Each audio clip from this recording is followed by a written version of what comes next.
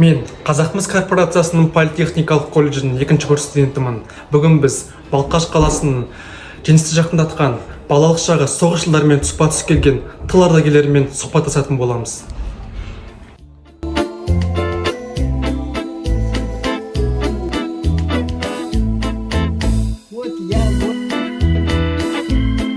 Внуков 4, а правнуков тоже 4.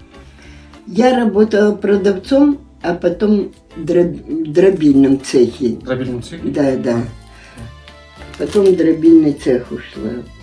В молодости продавцом работала. Уже как война кончилась, мне 9 лет было. Кончилась, и я,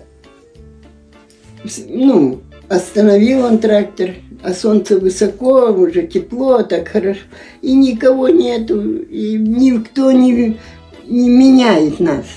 Я плачу, сижу, плачу, смотрю, едет бригадир на лошади.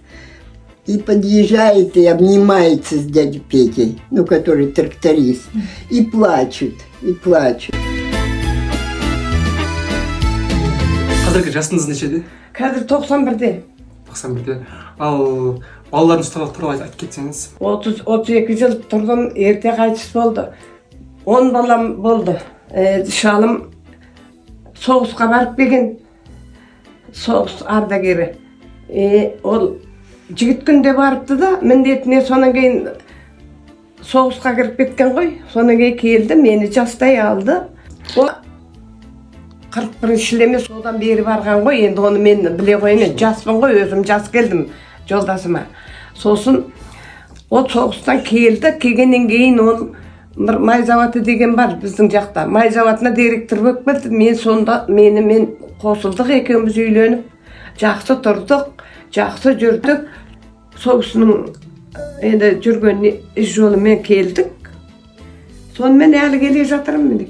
Осы сұхбатыңызға рахмет. Иә, жақсы ма айтқан сөздерім? Жарай ма? Жараса болды